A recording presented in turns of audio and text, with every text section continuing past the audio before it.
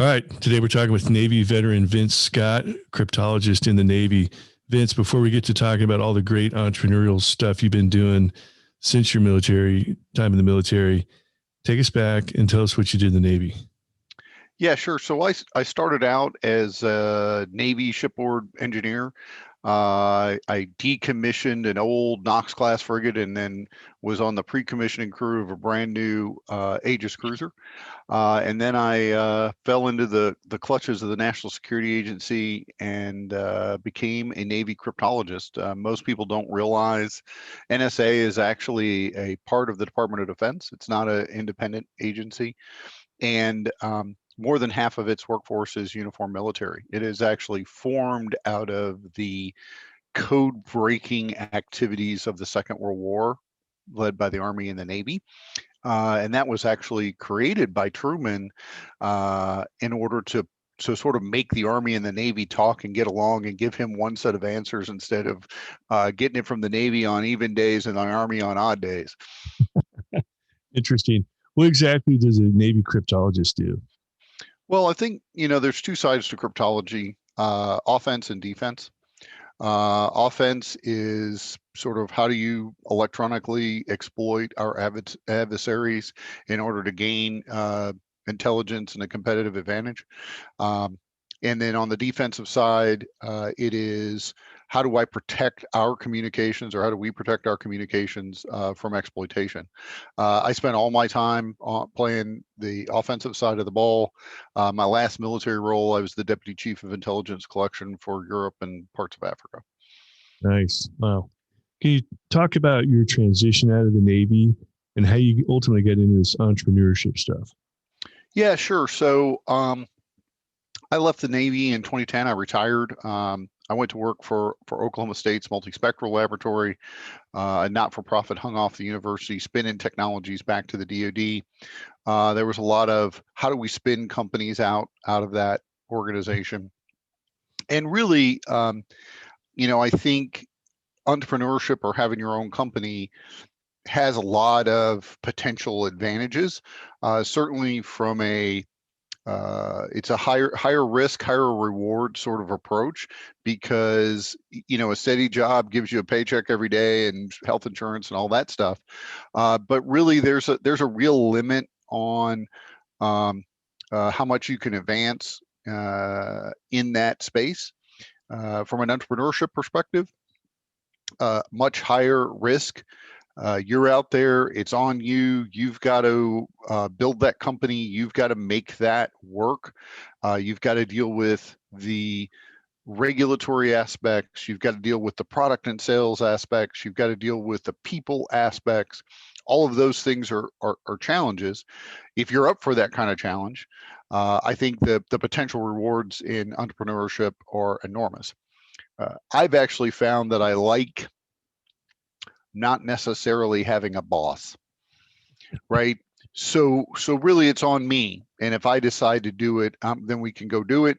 There's a number of things where I'm working in sort of the DoD Cyber space, and there's just things that I can do as the CEO of my own company that I could never do working for, a regular commercial organization. Mm-hmm. Yeah. Were you into entrepreneurial ventures or anything when you were still in the Navy? I was not, no. And it really was not something that I thought a lot about. I looked at it from an independence perspective. I started my first company at Oklahoma State, and it was a fail. And I went back I got a job, right, and went back to commercial industry for a while. And now I've started a couple of not-for-profits. Then I've now started my my second company, and that's looking much better. I think that's also part of entrepreneurship is you got to be prepared to fail and get back up on your feet and dust yourself off and go try something, a different approach.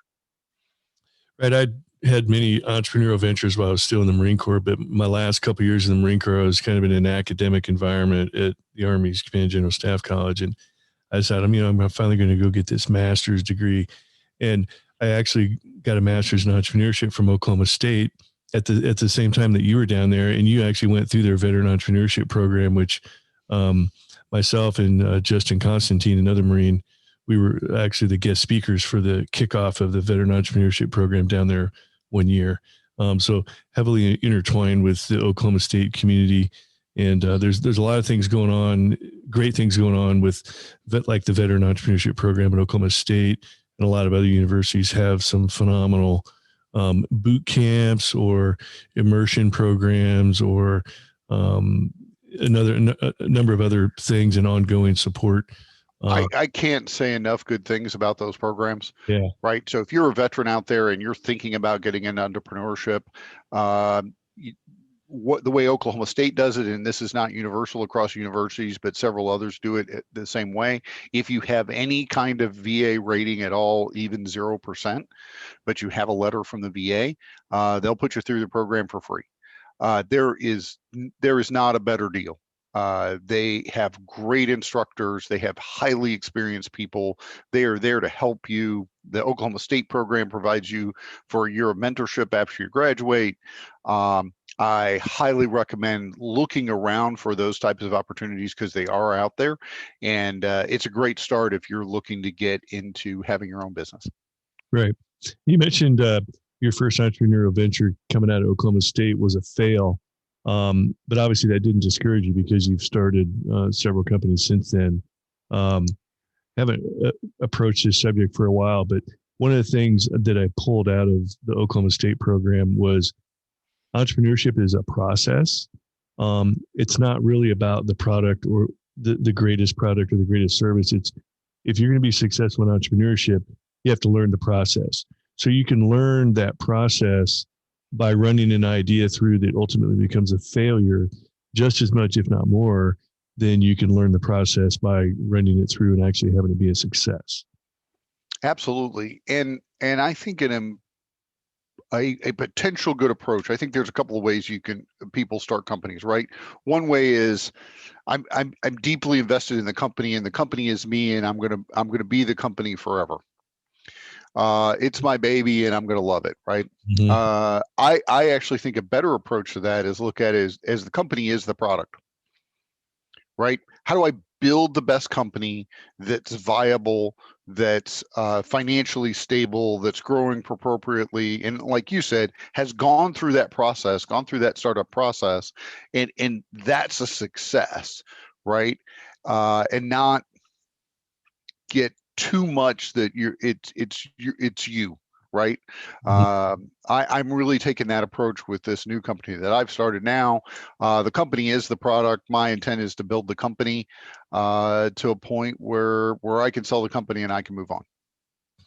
Absolutely. And to use a military analogy, leadership in the military was always about if you're a military leader of whatever size unit, if your unit fails to continue to operate properly with you being gone, then you as a leader haven't done your job.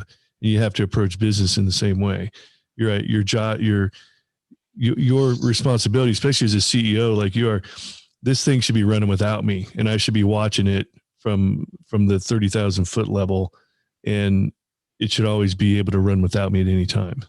Yeah, a great phrase that I've picked up along the way has been work on the company, not in the company. So a lot of times you have to work in the company when you're an army of one, right? You're doing it all, right? But as you grow that, you should have that in your mind and say, I want to be working on the company, not in the company, right? So I don't want to be doing the day-to-day moving a piece of paper from one side of the organization to the other, or however, whatever that product, delivering that very specific product or service. I want to be working on the company. How do we do that better?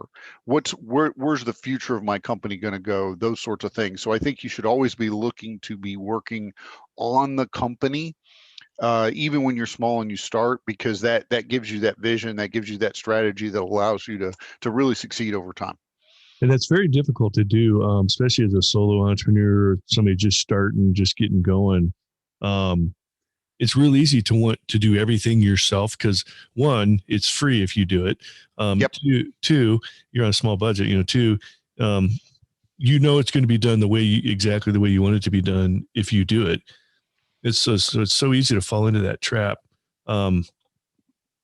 And that's a hard thing. I think when you do a really good job, and a lot of military folks are going to come out and do a great job, and they're going to be focused, and they're going to be focused on whatever that product or service is, being great and on target and on time, and all of those great things.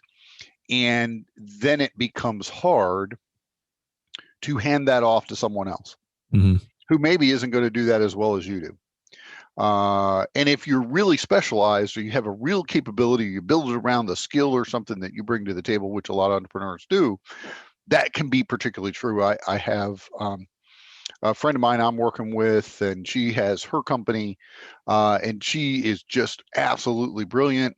And that's one of the things we talked about in the last week, is her wanting to expand, and she says, hey, it's a struggle for me to find people that I'm willing to hand that off to, because she knows she's going to do it better, and she probably is. But you have to then build your systems and processes in order to deliver a level of quality that's going to make the grade, even if that level of quality is not necessarily what you would give as the founder of the company. Yes. And it's as the owner, it's easy to fall into that trap, thinking that only you can do this as good as you do it. And I think really more accurate description is, it's not that somebody else isn't going to do it as good as you. Somebody else isn't going to do it as good as you. Somebody else isn't going to do it exactly the way you would have done it.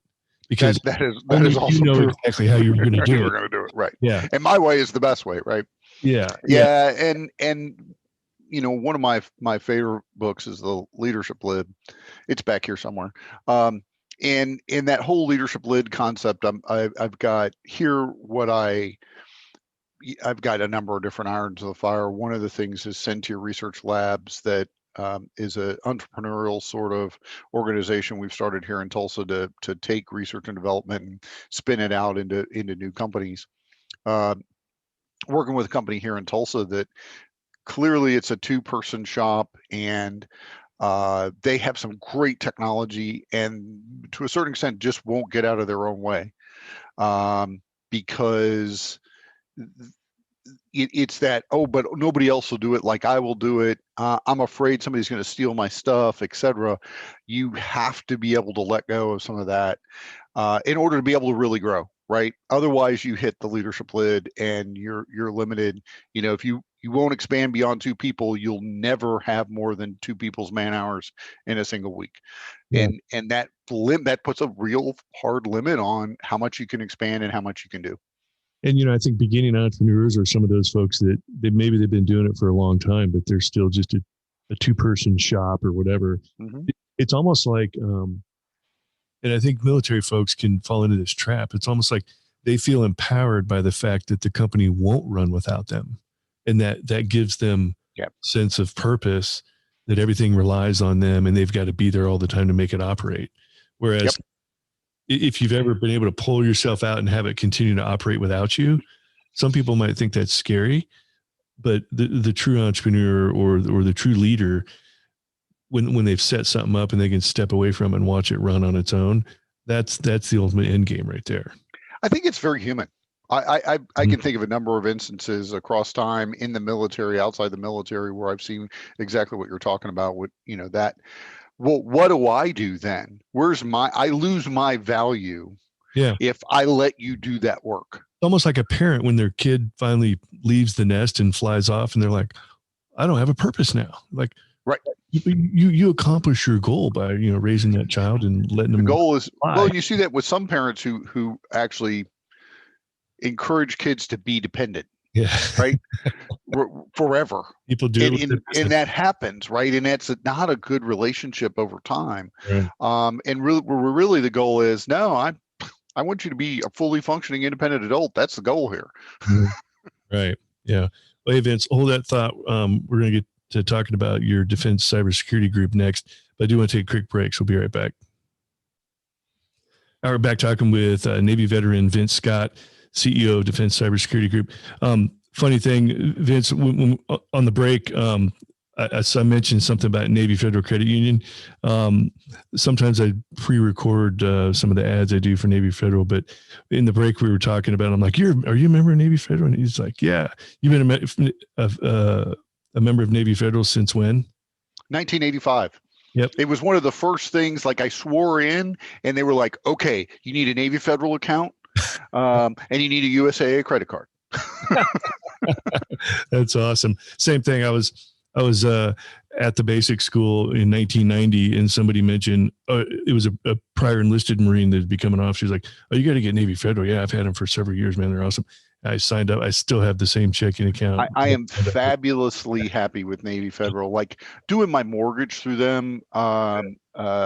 When one of our moves, right, we find out that there's a problem with the earnest money check. I'm on the phone at 2:00 in the morning before the close with Navy Federal. And they're like, nope, we have a manager on duty 24/7 because we have people in Australia and we have people everywhere. We can take care of this right now, Mr. Scott. We'll get it done. And, between 2 and 3:00 in the morning, we solved that problem. I just love Navy Federal. Yeah, that's awesome. Yep. And we even have business accounts with them now too. Navy Federal has business accounts, so that's cool. So yeah, absolutely. That's actually where my business account is as well. Awesome. Well, anyways, big plug for Navy Federal there. Okay, so all right, Vince, I do want to get to talking about your current company, your CEO of Defense Cybersecurity Group, and your experience in inner workings of cybersecurity. Sounds like you ran across some issues with a lot of companies wanting to do business with the DoD and what their security levels need to be, and they needed help with that. And is that where the idea for your business came from? Yeah, absolutely. So, one of my other current avenues of attack is I actually serve as the chief security officer for a medium-sized defense contractor here in Tulsa as well, and working with their subcontractors and stuff, a lot of challenges with the new cybersecurity requirements that are coming out for DoD contracting. So if you're a small or medium-sized company and you're in the DoD contracting space, you really need to be concerned about the compliance requirements that are coming down the pike. So there were 3 new DFAR rules on cyber that hit 30 November. 2 of those rules essentially say you have to turn your homework in on cyber to the DoD that says how you've been doing against the rules that have been in place since 1 January 2018. And that was when that was all supposed to be implemented. That most companies haven't implemented that, and the DoD has come out and said, just tell me where you're at. How much have you got done, and when do you think you're going to be done? But we're not going to give you any new contracts, mods, awards, et cetera, after 30 November of 2020, unless you've turned your homework in. So that's concern number 1. I've actually talked to some small companies. Well, we won our contract last year and it's got 5 option years, and I'll worry about that down the road. No. Options count as a change. So you can't get your next option year. Even if, you're a small company, you got your 1 contract, you don't have a bunch of stuff in the pipeline, you still need to be concerned about this. And certainly if you have anything in the pipeline, oftentimes in the defense space, we spend 2 years working to nail down a DoD contract. That whole process is much slower than commercial, right? Mm-hmm. You don't want to lose that because they turn around and say, show me your cybersecurity stuff, and you go, what cybersecurity stuff? So what my company is doing, Defense Cybersecurity Group, is we're focused on small and medium-sized businesses. How can we help you meet the rules that there are today, plan for the rules of the future?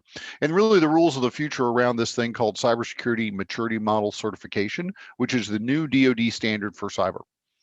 And it has multiple levels. So level 1 is kind of easy, but not trivial. There's still things you have to do even in level 1. And level 3 is where you have controlled and classified information. And actually a lot of companies out there have controlled and classified information. So if you currently see FOUO, I'd be concerned. There are a lot of professionals in the space who argue with me about FOUO is not CUI, but maybe it is sometimes, blah, blah, blah. It gets way too complex. And yeah, we can have a nuanced argument about every individual piece of FOUO. But if you're getting FOUO from the federal government, you need to be asking questions and you need to be concerned. because that's the most ubiquitous marking out there. Honestly, the DoD is terrible right now at following their own rules. They're not marking controlled unclassified information, even though this has been around via an executive order for 10 years. Still, the vast majority of DoD organizations aren't doing it. So that makes it a hard thing for you. But as you look at it as a company, it really comes down to what's the contracting officer telling me I have to be concerned about. And a lot of times the contracting officers are going to throw those clauses at every contract and just say, yeah, be compliant with everything. That's a challenge. So I recommend finding help if you don't have somebody on staff who does this and understands this and can help you formulate your plan and maybe come back with an articulate argument to your contracting officer about, hey, here are the rules and here's why this is the way it is. And, you know, you could try and work in that direction, although educating contracting officers is a fraught with peril, and I well understand that. So there's just a lot of challenges in this space. And if you have controlled unclassified information in your small and medium-sized business, particularly you're in the research and development space, and I'm working with some small companies that are doing new cool UAV stuff and other things like that, that's going to put you in that controlled unclassified information umbrella. And for a small and medium-sized company, the amount of security controls they require are pretty expensive. There's a lot out there. So having somebody to help you figure that out, figure out how to minimize that, but meet the requirements. And there's also a part of this that's really, we've got to raise the bar across the defense industrial base. I see far too many companies that just haven't done anything with cybersecurity at all. And the Chinese are eating our lunch. Wow. Yeah. So, can you talk a little bit about the cybersecurity landscape out there right now? Yeah, if you have a Microsoft Exchange and you haven't patched your server this week, you have a problem. There's a huge, Microsoft, I want to say Tuesday of last week, Microsoft Tuesday of last week dropped, publicly announced, essentially a 0-day. 4 different vulnerabilities for their standard Exchange server. We know that the Chinese, the reason why this came out is because we caught the Chinese exploiting this in early January, which led to conversations with Microsoft, and then Microsoft announces vulnerabilities and puts the patch out and all that. Well, based on my reading, it appears that the Chinese tripped to the fact that the patch was coming out sometime around the end of February, 28th February. And they started to spray this vulnerability across the defense industrial base. So we're talking hundreds of thousands of servers potentially being exploited. And the first thing that they are doing in this exploit is they're dropping a reverse shell. They're dropping a backdoor onto your server. So that's all played out in the last week. They're trying to get ahead of the patch, so the back will still be there. Exactly right. Right. So even once patched, if you have a backdoor on your machine, the patch doesn't help you now. Right.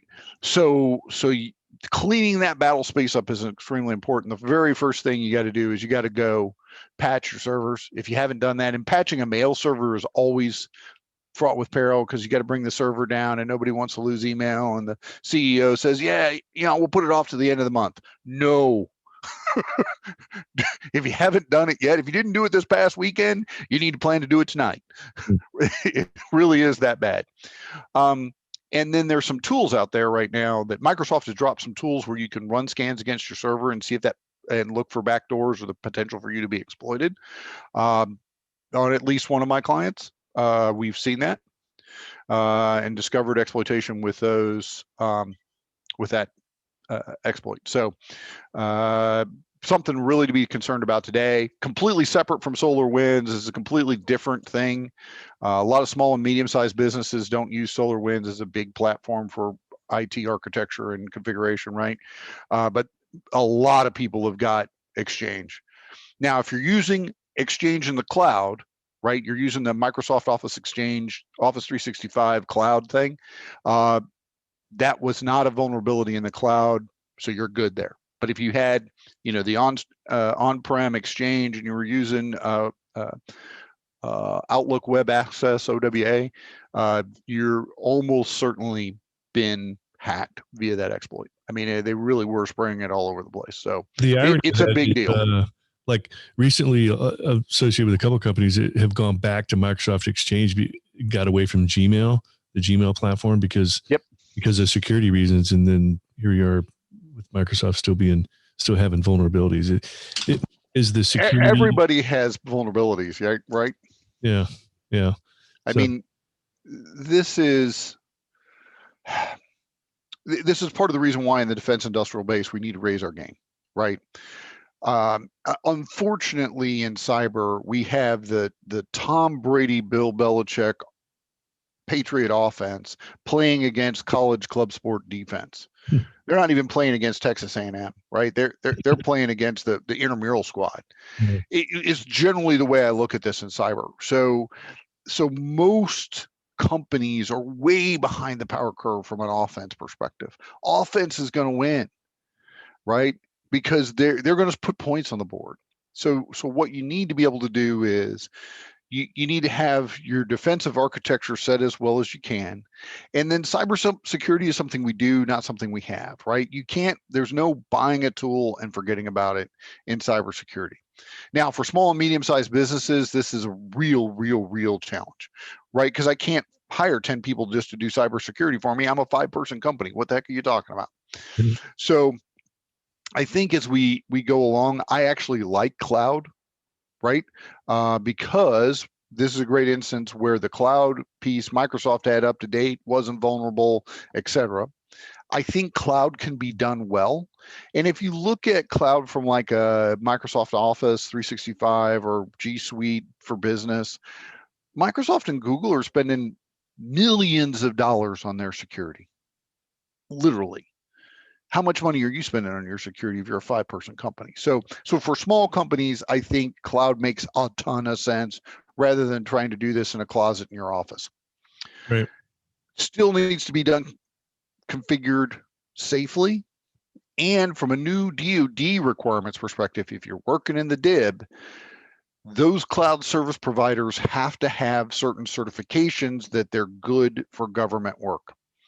So Office 365 commercial, which is probably the vast majority of companies out there are using in the DIB, and then Google for business is probably, number 2. Office 365 commercial does not hold the FedRAMP certifications.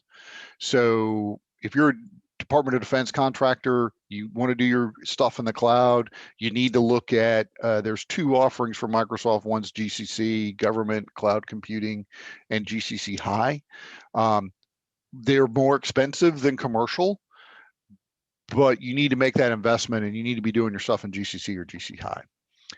Google Suite, Google for Business does have some FedRAMP certifications, but it doesn't meet all of the DFAR requirements.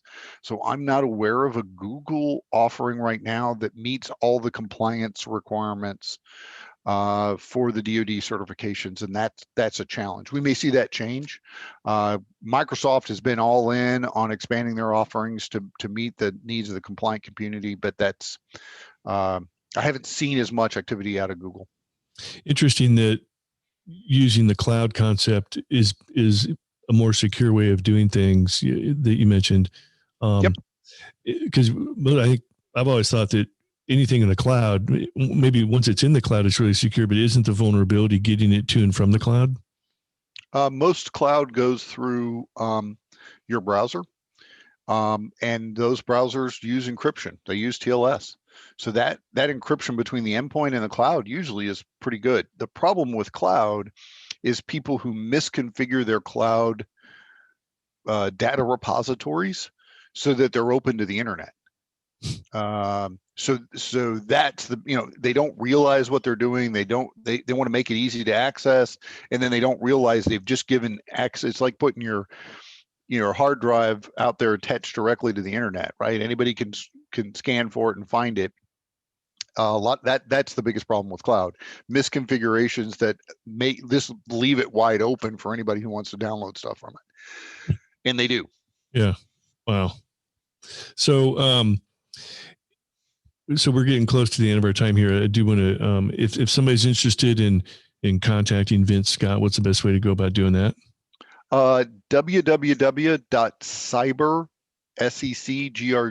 Secru.com, named after the old security group, which was Navy Cryptologist for many years.